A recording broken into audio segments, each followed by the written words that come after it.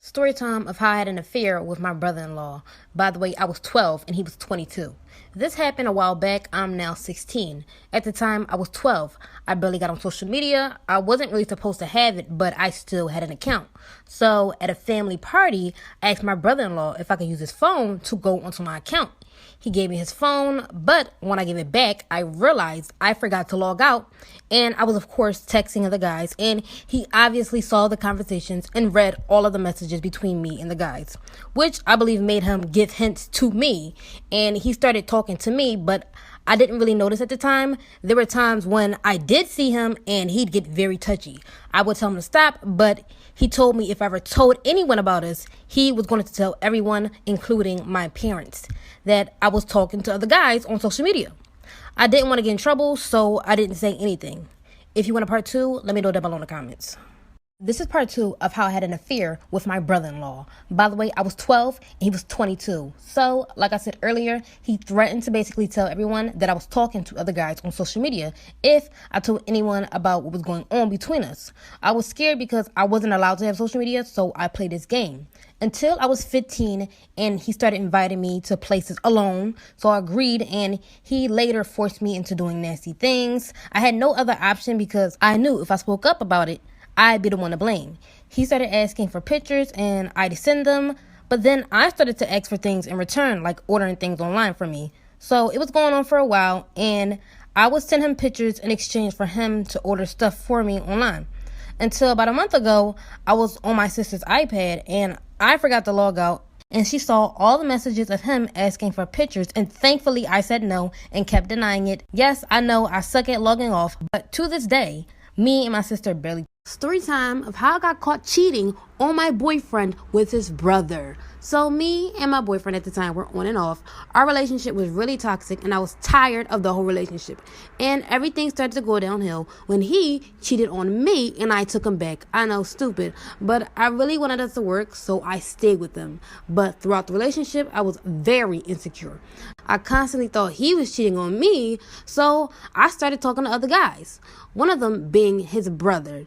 And his brother was the biggest player of them all, but I didn't care as long as I wasn't stressed about what my boyfriend was doing. So one day after school, I met up with his brother at his house and we got it on. I thought that day he had football practice, but no, he came straight home and walked in on us. If y'all want to know what happened after that, let me know down below in the comments. This is part two of how I got caught cheating on my boyfriend with his brother. So, like I said earlier, I go to their house to go see his brother, and we got it on. And that day, I really thought he had football practice, but no, he came straight home and walked in on us. When he came in, he grabbed the covers off of us and he literally starts fighting his brother. Then comes over to me and drags me into the hallway, throws all my clothes at me, calling me all types of names and telling me to get the hell out. He then ran and stormed out of the house. And to be honest, the whole time I wasn't even mad. I was glad he caught me cheating on him. Finally gave him a taste of his own medicine. Story time on how my boyfriend cheated on me with my best friend. In high school, I was not really popular, but I was talking to this one guy. Let's call him Nick. Nick was also known for cheating, but he told me that they were just all rumors. I also had a best friend, and let's call her Anna. So fast forward, we started dating, and one day I get a text from him saying, "Hey, can you come to my house tomorrow to watch a movie?" So I text him saying, "Of course, meet you at 7. He says, "Okay, see you." The next day, it was 6:30. I started driving to his house for the movie. Well, while I was driving, he probably texted me asking to cancel, but I was driving, so I didn't hear it. So I pull up at his house, and he's in his bedroom. Well, he must have seen me look at him because he looked like he was talking to someone and told them something about hiding. If you want a part two, let me know down below in the comments. This is part two of how my boyfriend cheated on me with my best friend. So remember when I told you guys I was on my way to his house? Well, he texted me while I was driving to cancel the movie date, and I didn't know because I was driving. When I get to his house, he's telling someone to hide. I was curious, so I went to his house. By the way, I had a copy of his keys, and I went straight into his bedroom. And I could hear sounds coming from the closet, so I checked it. And it was my best friend, Anna. This story tells how I found out my boyfriend lied about his age. At the time, I was 15 and I found out he was 32. By the way, we're calling him Jake. So I met Jake at a college party and I was able to go because my sister had just entered college and I begged her to take me. So I had fun. I ended up meeting Jake, and from there we started talking. He told me he was still in college, and of course I told him I was still in high school. At the time he told me he was 18 and he slightly looked older, but I guess he just looked older for his age. And I know we weren't supposed to date at these ages, but my dad was 5 years older than my mom and I didn't think that it was that bad being 3 years apart. We were together for 10 months. When my birthday came around, he wanted to take me out on a date. He picked me up from home and drove me to a restaurant, and 5 minutes before we get to the restaurant, he gets pulled over for not having his lights on. The cops asked for his ID, he showed the cops, and he put it down. I took a look at his ID, and it said he was born in the 1980s. It gets really bad after this. Let me know if y'all want a part 2. This is part 2 of how I found out my boyfriend lied about his age. At the time, I was 15 and I found out he was 32. So like I said earlier, he had got pulled over by the cops and he asked for his ID. When he had got it back, he had put his ID in his cup holder. I took a glance and I saw he was born in the 1980s. When the cops left, we drove off. Then I asked him, Jake, how old are you again? He's like, 18. Why'd you ask that? I picked up his ID and pushed it into his face. He quickly steps on the brake and snatches it from me. I was like, take me home. He said, no, it's a fake ID. I was like, what do you need a fake ID for? Where's your real one? He looked at me in shock. Then I told him I wanted to leave. I try to open up the car door to leave, and he tells me, you're not going nowhere. Guys, this is when it gets really scary. Y'all let me know if y'all want a part 3. This is part 3 of how I found out my boyfriend lied about his age. At the time, I was 15, and I found out he was 32. Okay, so like I said before, I saw his ID, and I could tell he was lying about how it was fake. So I immediately wanted to get out. I try to open up the door, but it doesn't open. I told him to let me out. He responds, you're not going anywhere, and you're not leaving me. I then start pushing on him to get me out. He stops and says, if you keep pushing on me, we're going to crash. So I grabbed my phone and I called the police. He took my phone and threw it out the window. And I'm like, where the hell are you taking me? Guys, this is when it gets really dangerous. Y'all let me know if I should make a part 4. This story time is from a follower, and she really needs advice. By the way, her name is Aubrey. So as a kid growing up, Aubrey's biological father and mother were not together, but her father would pick her and her half-brother up for a few hours on a weekend and then bring them back to their moms. One day, he completely stopped picking them up. There were no calls, no messages. It was like he completely disappeared. Her and her brother weren't too sure on why. But years later, when she got older, come to find out her father was in jail for 10 years and she never knew. And I'm guessing she was told this by a family member, but her mom didn't allow her to see her father. Over time, her brother was allowed to see her father, but she was not. And it was only because his mom allowed it, but hers didn't. To this day, she's still not allowed to see him, and I guess it's because her mom doesn't trust him, but she really needs advice because she doesn't know what to do or say to convince her mom that she deserves to see her father. So comment down below advice because she really needs it. This story time is how my toxic boyfriend had got me jumped by his ex-girlfriend, but he's not my ex-boyfriend after everything he put me through. Also, we're calling him Marquand. So, back in 2017 is when me and Marquand started talking. He recently just got a relationship 1 month before he started talking to me. Me, on the other hand, he was my first boyfriend. I'd always ask him if he still had feelings for her, but he always said that he didn't and that she cheated on him, which is why they split. I felt bad for him and wanted to comfort him through the time, but what he didn't tell me is that he was still talking to her behind my back. I wasn't the type of girl to go through phones, but I started to get suspicious. He'd always accuse me of cheating and was very insecure. I used to think he only felt that way because his past relationship. But fast forward 7 months into a relationship, I get a random text message asking if I knew Marquand had a girlfriend. And I was like, I am his girlfriend. And the number responds, me and Marquand have been together for 3 years. After this, it gets real bad. Y'all let me know if y'all want a part 2.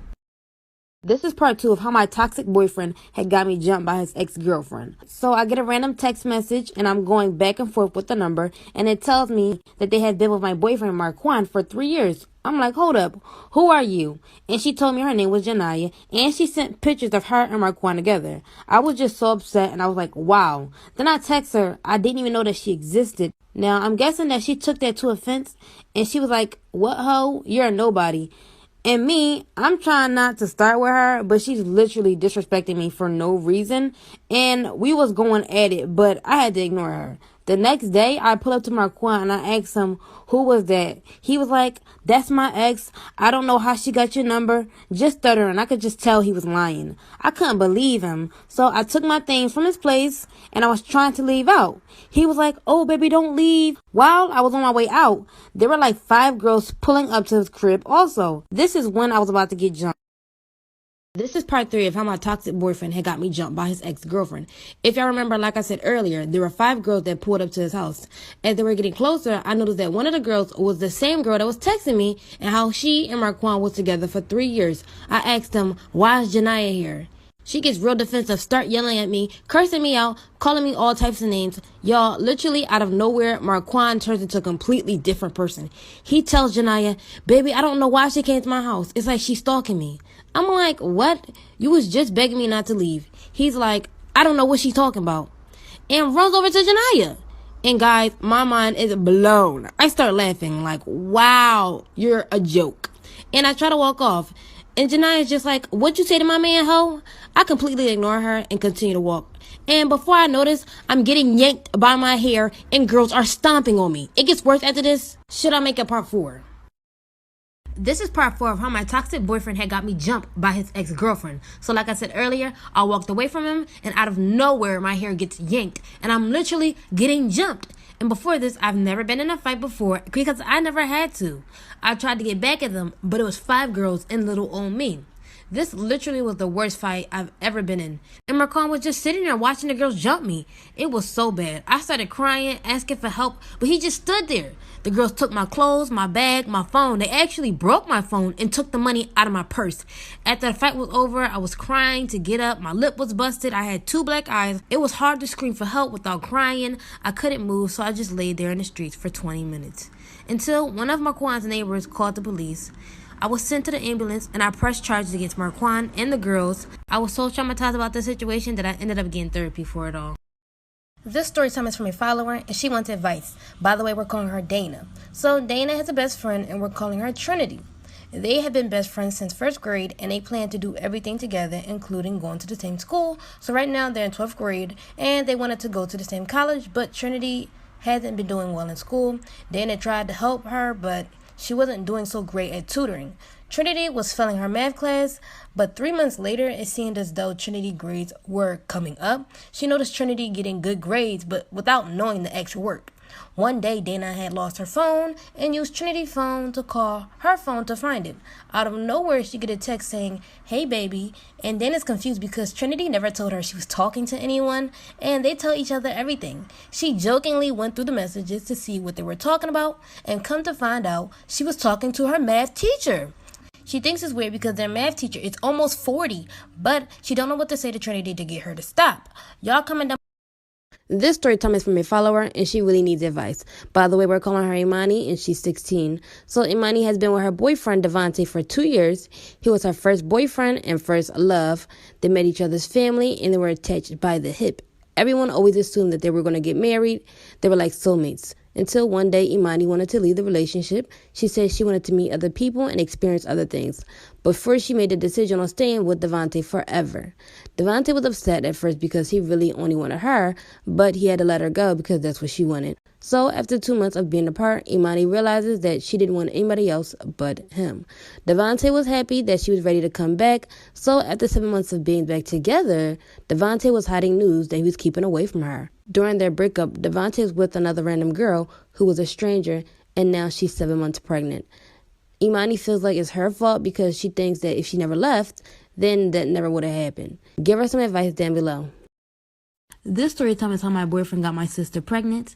At the time, I just graduated college and I moved into an apartment with my boyfriend. My sister at the time was 2 years younger than me and she was still in college. But she ended up dropping out because she said school wasn't for her anymore.